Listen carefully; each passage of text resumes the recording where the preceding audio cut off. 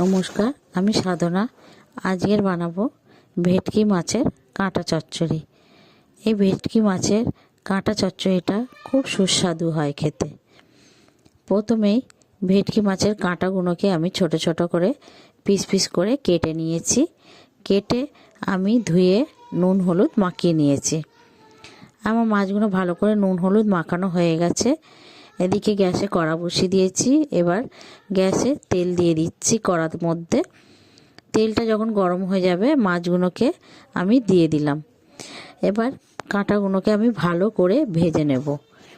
একটা পিঠ আমার লাল লাল করে ভাজা হয়ে গেছে, মাছগুলোকে আমি উল্টে দেব। দু পিঠই আমার মাছগুলো লাল লাল করে ভাজা হয়ে গেছে। এবার মাছগুলোকে তুলে নিয়েছি।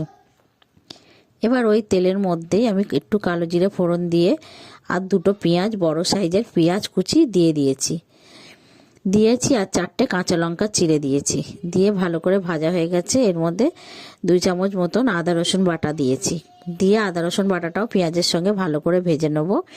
এবার দেবো 1 চামচ হলুদের গুঁড়ো, 1 চামচ লঙ্কার গুঁড়ো, আর 1 চামচ জিরের গুঁড়ো, আর দেবো 1 চামচ ধনের গুঁড়ো, আর দেবো একটু কাশ্মীরি লঙ্কার গুঁড়ো। এবার দেবো স্বাদ মতন একটু চিনি, আর দেবো পরিমাণ মতন লবণ। দিয়ে ভালো করে মশলাটা কষিয়ে নেব। কষিয়ে নিয়ে এবার দেবো একটা টমেটোর পেস্ট।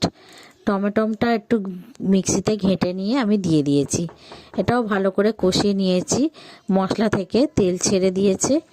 এবার ওই মিক্সি বাটি ধোয়া জলটাও আমি দিয়ে দেবো। দিয়ে আরও ভালো করে আমি মশলাটাকে কষিয়ে নেব। মশলাটাও আমার ভালো করে কষানো হয়ে গেছে। এবার দেবো পরিমাণ মতন জল। আমি পরিমাণ মতন জল দিয়ে ঝোলটাকে ফুটিয়ে নিয়েছি। দিয়ে একটু গরম মশলার গুঁড়ো দিয়েও এবার সেই ভেটকি মাছের কাঁটাগুলোকে আমি দিয়ে দেবো। দিয়ে ভালো মতন আমি মাছের গুলোকে ঝোলের মধ্যে চুবিয়ে দেবো। দিয়ে একটু চাপা দিয়ে 2-4 মিনিট আমি ফুটিয়ে নেব। মাছগুলো আমার ভালো মতন ফুটে গেছে। দিয়ে ভেটকির কাঁটাগুলোও ভালো মতন ভিজে গেছে। এবার দেবো এর মধ্যে একটু ধনেপাতা কুচি ছড়িয়ে দিয়ে আমি মাছের সঙ্গে ভালো করে মিশিয়ে নেব। মিশিয়ে নিলেই আমার ভেটকি মাছের কাঁটা চচ্চড়িটা রেডি হয়ে যাবে। আমার এই ভেটকি মাছের কাঁটা চচ্চড়ির রেসিপিটা যদি আপনাদের কারোর ভালো লেগে থাকে তাহলে লাইক, কমেন্ট, শেয়ার করে একটু সাবস্ক্রাইব করে আমার পাশে থাকবেন।